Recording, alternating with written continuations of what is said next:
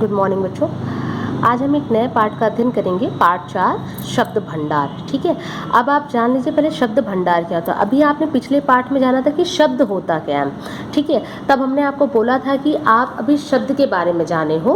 अब आप आने वाले जो पाठ में सीखोगे बहुत सारे शब्दों का, नए नए शब्दों का ज्ञान करोगे।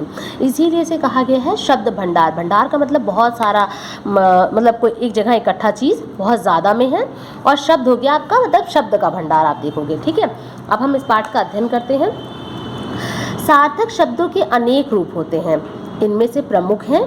आप सार्थक शब्द के बारे में याद ही होगा आपको। सार्थक शब्द क्या होता है कि जिन शब्दों का कोई ना कोई अर्थ होता है उसे हम सार्थक शब्द कहते हैं। ठीक है, अब उनके अनेक रूप होते हैं। अब वो रूप जरा देख लें कौन कौन से होते हैं। पहला पर्यायवाची शब्द या समानार्थक शब्द, जिसे इंग्लिश में कहते हैं सिनोनिम्स।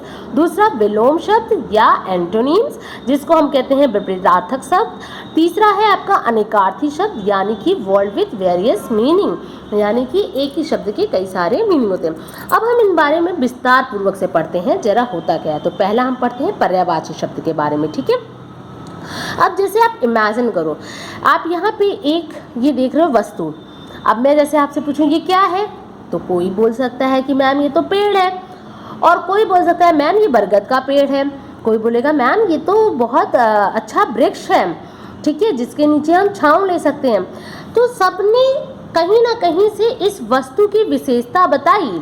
किसी ने इस वस्तु को पेड़ बोला और किसी ने वृक्ष बोला। जैसे अभी आप यहाँ एक लाइन पढ़ो, यह एक वृक्ष है, वृक्ष, यह फलदार पेड़ है, पेड़। इसमें आप देख रहे हो एक ही चीज़ को हमने दो नाम से जाना है, मतलब एक शब्द को हम दूसरे शब्दों के साथ भी डिनोट कर सकते हैं। कुछ ऐसी वस्तुएं होती हैं जिनका नाम एक जैसा होता है, जिसे हम दो तीन तरीके से बुला सकते हैं। ठीक है, जैसे हम पेड़ को वृक्ष भी बोल सकते हैं। अब जैसे ये आपको दिख रहा है मोर, मोर सबने देखा है, आपने स्कूल में मोर देखा है ना। तो अब यहाँ पे कोई बच्चा बोला मोर नाच रहा है, किसी ने बोला मयूर सुंदर लगता है। अब आप देखो मोर को दो नाम से जाना गया, मोर और मयूर। ठीक है, उसी तरह से अब ये देखो यहाँ पे आपको दिख रहा है बहुत सारे फूल हैं। किसी ने बोला फूल खिले हुए हैं, और किसी ने बोला सुमन पीले हैं। कोई बोल सकता है सुमन लाल है। जिसको जैसे देखने में परसीव किया उसने वैसा जवाब दिया, लेकिन इस फूल का नाम उसने फूल सुमन दो तीन तरीके दो नाम से लिया। तो अब आप यहाँ ध्यान दो, आपने देखा कि इन चित्रों में एक वस्तु के लिए दो अलग अलग शब्दों का प्रयोग किया गया। जैसे अभी आपको मैंने बताया ना, आपने वृक्ष के लिए वृक्ष को पेड़ भी बोला और वृक्ष भी बोला, मोर को आपने मोर भी बोला, मयूर भी बोला, फूल को आपने फूल भी बोला, सुमन भी बोला। ठीक है, तो इन दोनों शब्दों के अर्थ समान है, मतलब एक जैसे हैं। तो इसीलिए हम इन्हें क्या कह सकते हैं, समानार्थी शब्द या पर्यायवाची शब्द कहा गया। तो अगर हम एक लाइन में इसको डिफाइन करेंगे तो हम कैसे बोलेंगे, भाषा के जो शब्द एक समान अर्थ प्रकट करते हैं वे पर्यायवाची शब्द कहलाते हैं।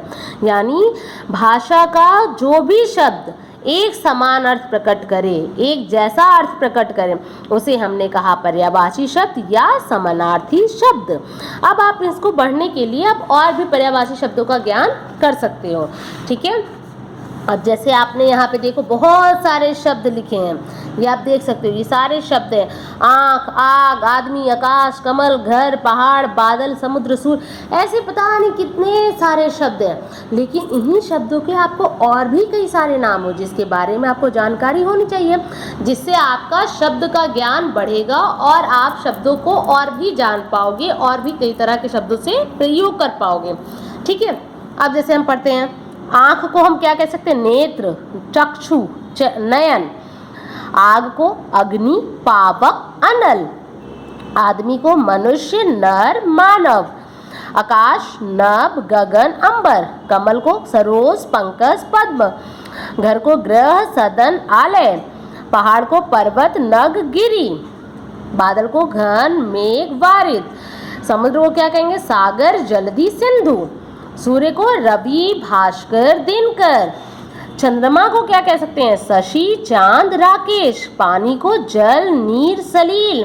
बेटा को पुत्र, सूत, लड़का। वृक्ष को पेड़, पादप, तरु। राजा को नरेश, भूप, नृप। हवा को वायु पवन समीर, ईश्वर को प्रभु परमात्मा भगवान, माँ को माता अम्बा जननी, फूल को पुष्प सुमन कुसुम, रात को रात्रि निशा रजनी। अब आपने देखा ना, यहाँ पे एक ही शब्द के मैंने तीन तीन मीनिंग बताए। अभी तो आप छोटे हो इसलिए तीन तीन बताया गया, जब आप थोड़े और बड़े होगे तो आपको और बहुत सारे शब्दों के बारे में बताया जाएगा। एक ही शब्द को कई सारे नाम से आप जान सकते हो और आप उन्हें वाक्यों में अलग अलग तरीके से प्रयोग भी कर सकते हो। ठीक है, तो इसका मतलब अब आपको पर्यायवाची शब्द समझ में आ गया होगा कि पर्यायवाची शब्द क्या होता है। वैसे शब्द जिन शब्दों का एक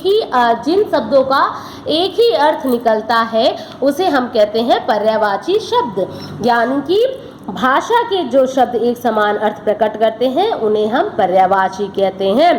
जिन दो शब्दों का एक अर्थ समान होता है उन्हें हम समानार्थी या पर्यायवाची शब्द कहते हैं।